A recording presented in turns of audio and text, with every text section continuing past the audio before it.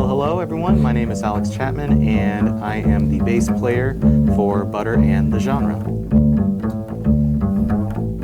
Sometimes whenever I'm figuring out a piece like a funk piece that kind of has like a backbeat to it, I try to feel out what the drums are doing and what the keyboard are doing, and I try to make up my own or try to make something work with those three instruments as well. So, funny story.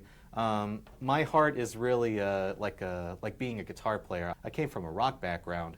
I used to listen to FM rock radio, and that was always a big source of my inspiration as to me wanting to, pick up play an instrument on my own and, learn it. But then I wanted to try out jazz, and by then I was also wanting to learn bass. Learning guitar and learning bass. Those worlds combined. Just why not? I played 3 years in Rogers State under Walter Kelly's direction, playing the electric bass, and then I'm here right now in my 6th year.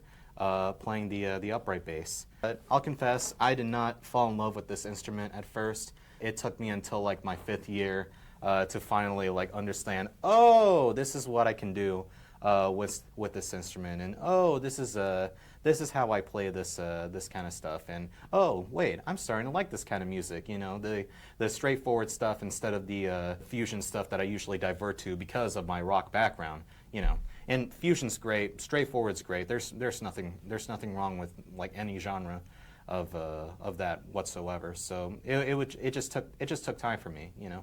One of the people that I tend to look up to, two people, are Charles Mingus and Scott LaFaro. I love Charles Mingus's body of work as orchestral arrangements and his just thick body when it comes to playing bass. And I love Scott LaFaro's just very free floating approach to bass, where it's not just walking bass lines just,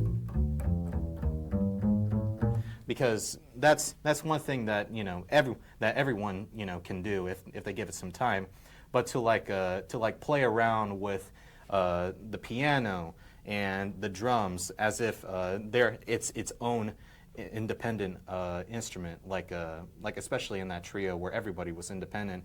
That's what really inspired me. I'm just like, man, I got to try that on every single song. Of course it doesn't always work. That was a huge aha moment for me, that I figured out that, bass can be jazz bass can be more than just walking.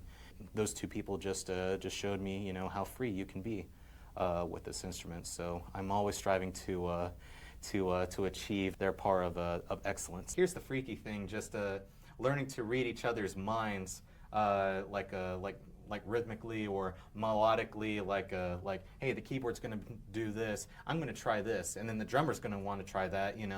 It just adds to the experience of getting up on stage and performing with all your friends. I think Miles, just the choices of notes that he made, especially on stuff like Kinda Blue, and even on Joshua, the song that I demonstrated, where all of a sudden he just goes bap bap da da da, just making these great melodies just stick out, and just being a great improviser of melody on the fly.